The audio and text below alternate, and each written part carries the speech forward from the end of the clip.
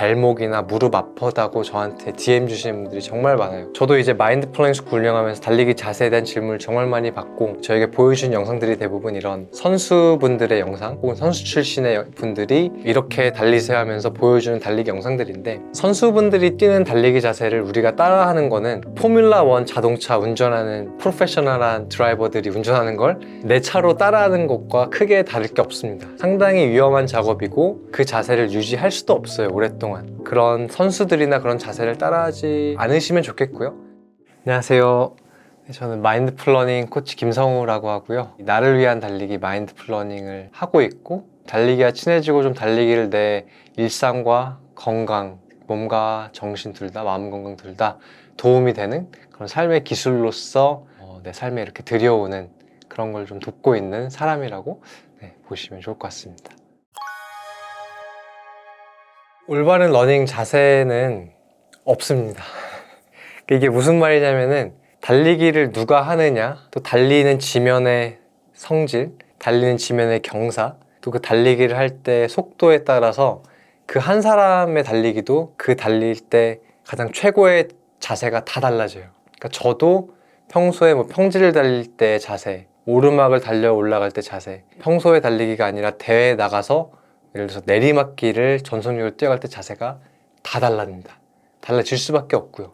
달리기는 상당히 그 달릴 때 환경과 맥락에 따라서 정말 유기적으로 변해야 하는 움직임이에요. 그래서 저도 이제 마인드 플러닝 스쿨 운영하면서 달리기 자세에 대한 질문을 정말 많이 받고, 그런 분들이 저에게 보여주신 영상들이 대부분 이런 선수분들의 영상 혹은 선수 출신의 분들이 이렇게 달리세요 하면서 보여주는 달리기 영상들인데, 선수분들이 뛰는 달리기 자세를 우리가 따라하는 거는 약간 포뮬라1 자동차 운전하는 그런 프로페셔널한 드라이버들이 운전하는 걸 내 차로 따라하는 것과 크게 다를 게 없습니다. 상당히 위험한 작업이고 그 자세를 유지할 수도 없어요, 오랫동안. 나는, 내 몸은 그 준비가 안 돼 있고, 그 선수들이 그렇게 자세를 만드는 거는 그 선수들이 그 자세를 만들려고 그걸 만드는 게 아니라 이미 그들의 몸은 그렇게 선수들이 나가는 대회에서 뛸 때 그렇게 자세가 만들어져야 가장 효율적이기 때문에 그렇게 달리고 있는 거예요.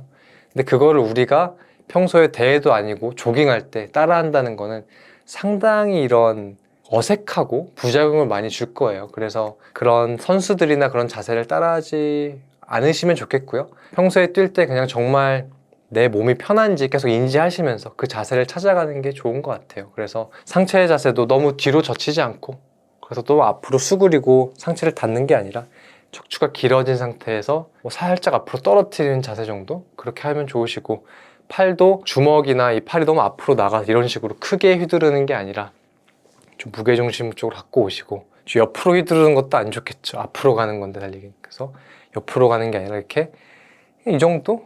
약간의 위아래 또 뒤로 당기는 거 신경 써주셔서 하시면 좋을 거고요. 선수들이 하는 거 절대 안 따라 하셔도 좋고, 다리 무릎의 높이나 그런 것도 달리기를 빨리 뛰시면은 저절로 무릎이 올라갈 겁니다. 근데 평소에 조깅하고 있고 천천히 뛰고 있는데 무릎을 높게 올려야 잘 달리는 거다 해서 무릎을 의식적으로 올리려 하시면은 그것도 어색해지고 상당히 부자연스러운 움직임이 계속 만들어져서 에너지 낭비도 있고 부상이 올 확률이 커집니다. 그래서 무릎은 빨리 달리시면 저절로 올라가니까 크게 그렇게 신경 쓰실 필요 없고, 한 가지 또 말씀드리고 싶은 거는 달리기 착지 관련해서 많은 분들이 이제 이게 발이면은 뒤꿈치, 중발, 앞발 해서 이제 미드풋 혹은 포어풋 착지를 많이 하려고 의식적으로 내 다리랑 발의 움직임을 만드셔서 그 착지를 하시려 하는데, 그렇게 해서 이제 막 발목이나 무릎 아프다고 저한테 DM 주시는 분들이 정말 많아요. 특히 왜 그러냐, 의식적으로 계속 내 발을 이런 식으로 디딜러 하니까 당연히 더 긴장되겠죠, 발목이나 무릎이나 근육들이. 그러니까 이제 에너지 손실되고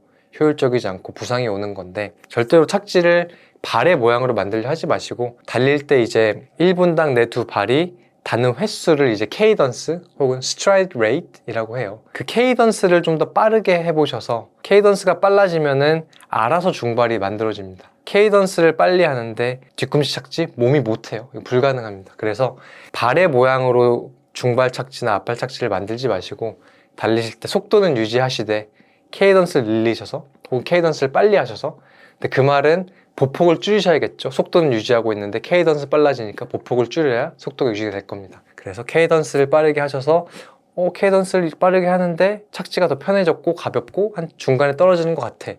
그러면 그 정도로 충분해요. 네, 절대로 의도적으로 발의 모양으로 포어풋, 미드풋 하시면 나중에 정말 다 부상 오고 탈납니다. 그래서 그거 꼭 말씀드리고 싶었어요. 네, 달릴 때는 뒤꿈치 착지하면은 달릴 때 이렇게 공중에 있던 상태에서 뒤꿈치로 떨어지면은 뒤꿈치 완전 뼈거든요. 그래서 그 충격을 흡수를 못해요. 그래서 적어도 중발 정도 착지를 해주셔야 아킬레스 건이랑 종아리 애들이 그 어떻게 보면 충격을 스프링처럼 에너지로 사용할 수 있게 흡수했다가 또 이렇게 사용을 할 수가 있게 됩니다. 근데 이제 그렇다고 해서 뒤꿈치가 달릴 때 먼저 닿으면 안 된다는 건 아니에요. 살짝 뒤꿈치 닿고 무게가 이제 중간에 실려서 이렇게 가면은 괜찮아요. 문제가 되는 거는 뒤꿈치 착지를 하는데 무게도 거기에 실려버려서 모멘텀이 죽어버리고 충격도 다 이제 관절이나 허리에 받으면서 부상이 올라가고 그 다음에 다시 또 추진력 만들어내면 이제 효율도 떨어지고 그래서 무게 중심이 그 실리는 타이밍일 때 뒤꿈치만 땅에 안 닿았으면 큰 문제가 없기 때문에 네. 저는 가장 좋은 달리기는 좀 무념무상 아무런 생각 없이 하는 달리기가 가장 좋은 달리기라고 생각해요. 지금 이 순간 내가 달리고 있지만 그 달리는 움직임이 만들어지는 것에 내 생각이 개입하지 않는 달리기가 정말 좋은 달리기예요. 내 몸이 알아서 다 알고 있어요. 어떻게 움직임을 만들면 좋은지. 그러니까 몸의 구조상 특별히 문제가 없는 분들이라면 그러니까 한 근육이 뭐 작동을 안 한다거나 그런 문제가 있으시다면 좀 재활을 받고 그 다음에 달리기 해야겠죠. 근데 이미 뭐 걷는데 또 달리는데 문제가 없는 몸이면 내 생각이 개입되면 개입될수록 달리기 움직임은 갈수록 어색해지고 부자연스러워지고 비효율적이 돼요. 그래서 자세 교정 그런 거 받는 게 상당히 위험한 게 특히 초보분들은 나에게 편한 자세를 스스로 찾아가는 시간이 필요한 건데 이미 약간 교과서처럼 그런 국대나 엘리트 선수들의 자세가 좋다고 교정을 받아버리시면은 앞으로 계속 달리실 때마다 그 자세 생각하느라고 내 몸이 편한 자세를 찾아갈 수가 없어요. 그래서 그런 자세 교정을 받으시는 건 저는 좀 조심하시면 좋겠고 내 호흡이 편한 속도로 내 몸에 힘 빼고 긴장 푼 상태로 그냥 달리시다 보면 알아서 좋은 자세 찾아가기 때문에 또 근데 그게 또 시간이 걸릴 수밖에 없죠. 당연히 뭐 테니스나 골프도 자세 찾아가는 시간이 걸리잖아요. 근데 다만 이제 테니스나 골프처럼 자세 교정을 받는 게 저는 추천을 드리지 않는 이유는 그게 이제 너무 비효율적이고 어색해지고 선수들이 대회 뛰는 자세를 내가 평소에 편하게 뛸 때 따라하는 것 자체가 너무 이게 말이 안 되기 때문에 그런 부분들을 말씀드리고 싶어요.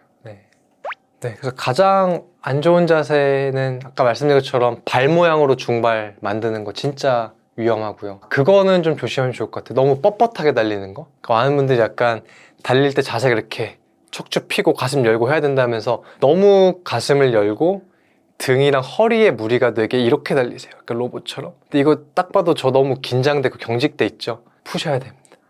그거 대신에 그냥 정말 척추가 말씀드린 것처럼 하늘에 누군가 내 머리에 밧줄 달아놨고 그걸 위로 당기고 있다는 식으로 해서 척추를 길게 하시면은 긴장 다 풀어져 있고 여기 코어에 힘이 들어가요. 배 근육에.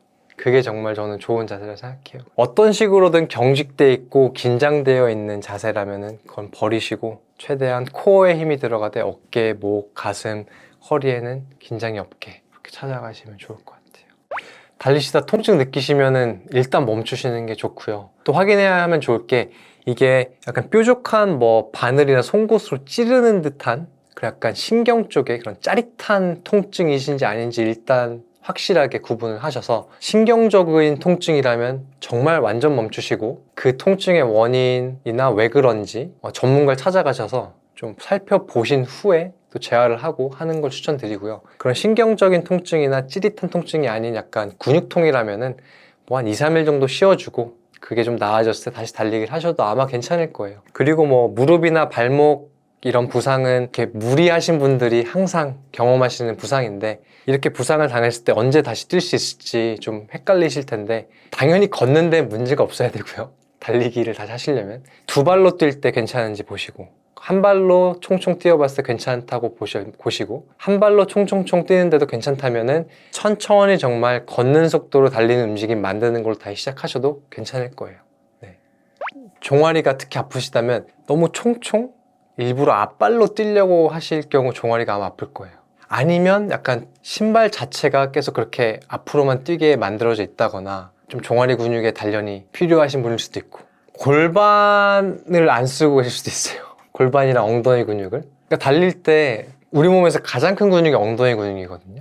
저희 뭐 현대인들 다 항상 너무 오래 앉아 있다 보니까 오래 앉아 있다가 바로 그냥 달리러 나가면 얘네가 작동을 잘 안 할 수가 있어요. 그냥 좀 잠자고 있을 수 있어요. 그래서 얘네들을 달리기 전에 깨워주는 웜업을 해주면 좋아요. 근데 이제 큰 근육들이 잠자고 있으면 그보다 작은 근육들이 더 일을 하거든요. 그래서 좀 종아리가 아프실 수도 있지 않나. 근데 지금 종아리가 아프신 분들이라면, 이 영상을 보고 계시는 분들 중에 종아리 아프시다면 일부러 내 종아리가 더 아픈 방식으로 달리기를 해보려고 해보세요. 아이러니한데 일부러 내가 종아리가 아픈데 이렇게 좀 달리면 내 종아리가 더 아플 것 같아. 그럼 막 해보세요. 그래서 이렇게 달리니까 종아리가 더 아프네? 그럼 그거랑 정반대로 달리시면 돼요. 근데 계속 종아리가 안 아프게 어떻게 달려야지 하면은 그 방향을 모르실 수가 있어요. 그래서 아예 종아리가 아픈 방식으로 달리는 거가 어떤 건지 확실히 내가 인지를 하고, 근데 그걸 알면 이제 그걸 안 할 수 있잖아요. 그래서 그렇게 한번 해보셔도 좋을 것 같아요. 보통 총총총 앞발로 뛰고 계시다거나 골반이나 엉덩이 근육을 아예 못 쓰고 계실 수도 있어요. 달리기도 그렇군요. 달리기뿐만 아니라 모든 운동에서 호흡이 저는 일단 가장 중요하다고 생각해요. 그 호흡이 중심에 있고, 근데 그 호흡이 무너지고 내가 호흡 컨트롤 할 수 없게 되면 그 순간부터 이제 뭔가 하나씩 문제가 생기는 거예요. 근데 이제 달리는 분들 중에 많은 분들이 내가 지금 어떻게 호흡하고 있는지 인지도 하지 않으시고, 이 호흡을 잘 해야 오래 부상 없이 잘 달릴 수 있다는 걸 모르세요. 그래서 달리기 전에 제 수업에 오시면 항상 저희는 호흡 명상으로 시작을 해요. 그래서 호흡에 내 주의를 다시 갖고 오고 호흡에 집중해보는 시간을 가짐으로써 그 호흡 명상하고 나서 달릴 때도 계속 내가 내 호흡에 대한 인지를 잊지 않고, 특히 코호흡만으로도 편한 속도를 계속 지킬 수 있게, 그래서 호흡 명상을 달리기 전에 하는 걸 추천드려요.